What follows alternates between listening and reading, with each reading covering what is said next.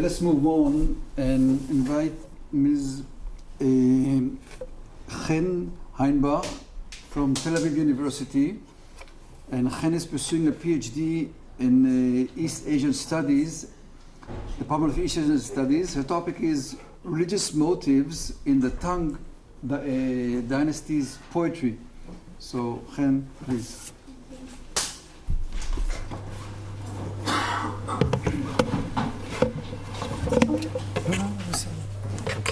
Okay, תודה.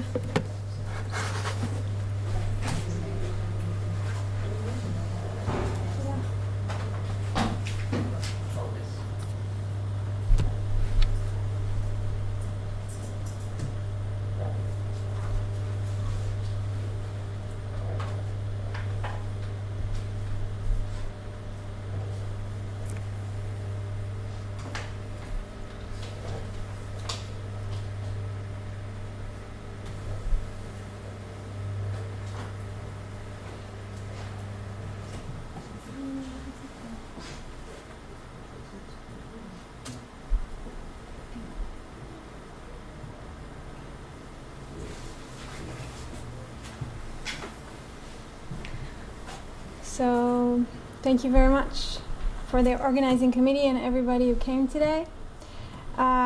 It's my first time presenting this paper in a conference dedicated to religion studies, and I'm very happy for this opportunity. I'm looking forward to hearing your comments. So, I want to begin by saying that this paper is a part of a larger question that I had regarding science fiction novels, particularly stories about time travel. As I was reading Chinese texts which describe journeys to the immortal realm, I wondered if they could also be categorized as time travel. Looking at this question from a comparative literature perspective, I think Chinese literature can contribute a lot to the way we look at this issue. If journeys to the transcendent realm could be categorized as time travel, this will shed light or complicate not only the way we perceive time travel fiction in world literature, but also on the way we perceive the Chinese immortal realm itself. So this research crosses several fields connecting religion, literature, and East Asian studies. Although it's not strictly speaking a study about religious texts, it has a major religious aspect to it. And so,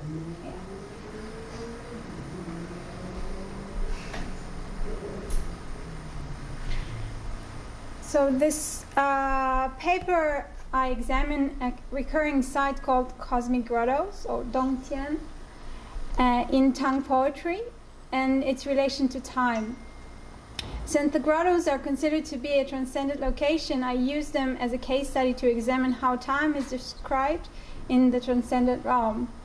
I offer a close reading and analyze the poems in which this site appears. I examine its aesthetic and religious background while pointing out related metaphors and symbols. By illustrating the origin and context of the grottos in the Taoist tradition, particularly in the religious texts of the upper clarity Taoist lineage, I focus on the one hand on the way religious ideas are expressed in poetry, and on the other, on the way poetry uses religious idea to its poetic expression.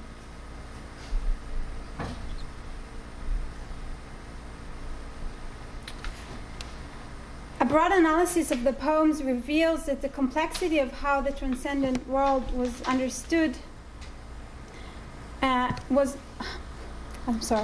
broad analysis of the poem reveals the complexity of how the transcendent world was understood. As in earlier writings, there is no single definite uses of the grottos, and they represent different approaches and atmosphere in different contexts. In general, the approaches can be divided into two main ideas. The first is the grotto as symbolizing the ideal location for relaxation and seclusion, and the second is a more religious approach where the grotto is a place of transcendent and the apex of a mystical journey. In the paper, I focus on the second aspect.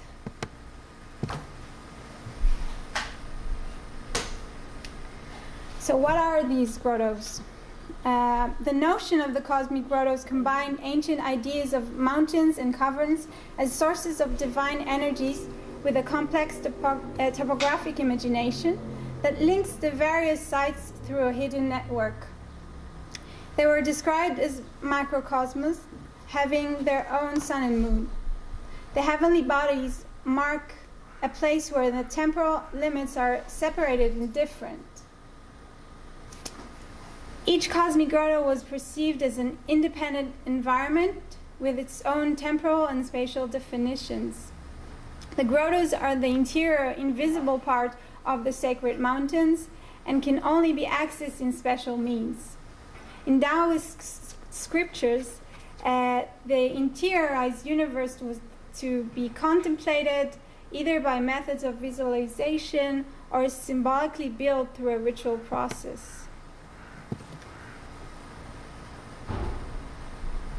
The question that led this paper is how time is described in the poems that I examined, and how do the time descriptions in the poem relate to the Taoist scriptures?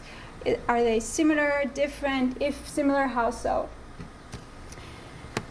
And to examine the poem, I use a method offered by James J. Leo in his essay, Time, Space, and Self in Chinese Poetry. In his essay, Leo distinguishes between two main ways to describe time in poetry. One is a mobile flow of time, and the other is an immobile halt of it. He further observes the direction of time with reference to the speaker in the poem, which can either be in concordance or in confrontation with the speaker. Moreover, he suggests that there are three time perspectives in Chinese poetry: a personal, historical, and a cosmic one. In the poems I analyzed, the perspective is almost always cosmic. I also used the conceptual framework of the chronotope. This term, conceived by the Russian scholar Bakhtin, is an organizing concept of symbolic references that all connect to a certain place and constitute an independent time unit. In the literary chronotope, spatial and temporal indicators are fused to create a concrete whole. So I'm using chronotope in symbolic sense and as a concept that connects both time and space to a specific literary setting, and only in the sense that of a place that has its own unique time frame. So, for a few examples, this poem is written by Li Bai, which is one of the most known poets in Chinese history. And I'm only going to go briefly about it. So this is Tao and the cosmic grottoes, and the green bamboo, and the purple and jade capital are all symbols from that you can find in the Taoist scriptures. And if you can see, the verbs that appears in the beginning of the poems are active, like pass on and treading or walking, or this one is passing on the tradition. And while we move to the last line, this zai is to stay, to be in a place, and this verb is to suspend. So these are very immobile verbs. And to the next one, here you can see the red ones. There are much more red ones. All of these words appear in either Taoist text scriptures or stories that tell about the immortal realm. And here you can see refine and thank you, and become or transform or to look for, search for, obtain are all pretty active verbs. And here you have wang, to forget, and the passing of the year. I'm not going to go over all of this, but this is, in a nutshell, what I've been doing. And the blue? Oh, okay, yeah. It's a good question. The blue is the word transcendent or immortal, which I want to complicate. What does it mean? So the word reoccur a lot.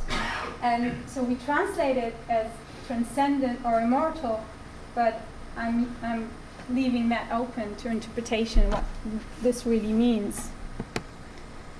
Okay. So, by using this methodology, my analysis showed that in the poems, time described as a process which concerns some kind of activity, mainly an ascending or entering actions as part of a journey. The poems using verbs like flying, ascending, entering, transforming, or becoming describe a process from a mobile state to an immobile one, from movement to a halt of a process. After entering or passing through the cosmic grotto, time is described in terms of a static balance or as an end of an action. This is described by either explicit verbs or by various Taoist symbols, such as the color purple or the pink clouds that are associated with the immortal realm. Most poems end while the speaker is in the grotto, leaving the journey in the state of suspension. In the poem, time is conceived either by cosmical or religious symbols or with verbs and time denominatives. All the different motifs formulate the symbolic outlines of the poem, which in turn codes, much like in a ritual language, the temporal and spatial dimension of its surrounding. Through the description of nature and divine figure, a cosmic perspective is created. As opposed to the Taoist ritual, where the ritual area is normally destroyed in the end of the ritual, most of the poems end with no such destruction. The transcendent space that was created through the poem's description remains. This space can be seen as a chronotope. The destruction of the poetic world is only metaphoric. By finishing reading the poem, the reader leaves the poetic world and returns to the mundane world. In all of the poem discussed, the presence of the speaker is not emphasized, and there is there is a concordance between the movement of time and the speaker. The figure do not express disappointment or distress with the passing of time, but rather the poem describes the figure performing different practices in order to achieve some kind of transcendence.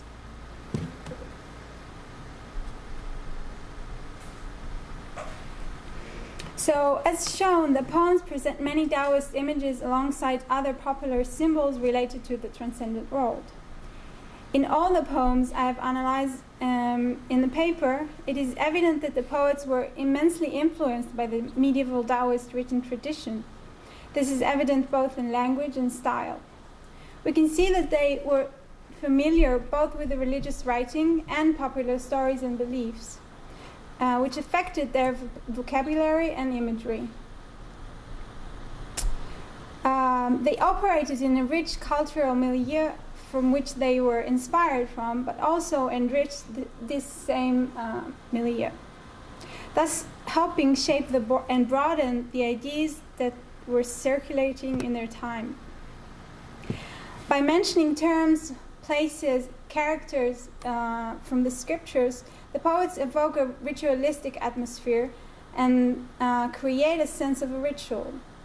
In this way, the poem acts in a similar way to a scripture, as a tool for bringing about, not by action, but through words, the ritual experience. A close examination of the poems shows that the time is described as a process as part of a journey, which sometimes is a mystical one.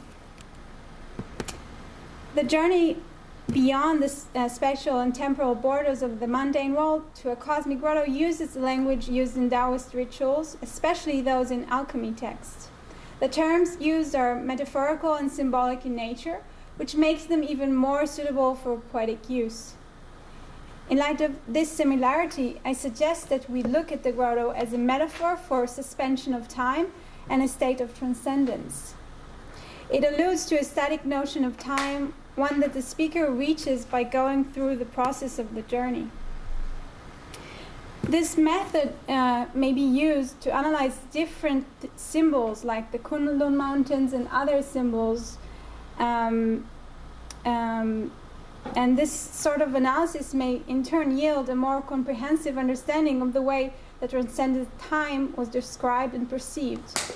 Moreover, this method enables us to look at poems not merely as an aesthetic practice, but also as a ritualistic one. Thank you. Yes? Can I ask you just to read the poem? Oh, in Chinese. No, yeah, that would be great. Oh, if you can't, no, just read it in English. I'll read it in English. Wait, how do I? It's a beautiful poem. I just can't read it. Maybe there's something wrong with my eyes. It's very. You couldn't either, right? Yeah, that would be great. I do not know his family or his name. He refines thought, which is an aspect of the soul, and leaves the cosmic grotto, and lives in the cosmic grotto. A crane waits to become the cinnabar sun. A man searches for seeds in the apricot grove. The divine mountain contains the chi of the Tao, connects all nature's being. White deer looks for auspicious grass. Black dragon coils on jade spring.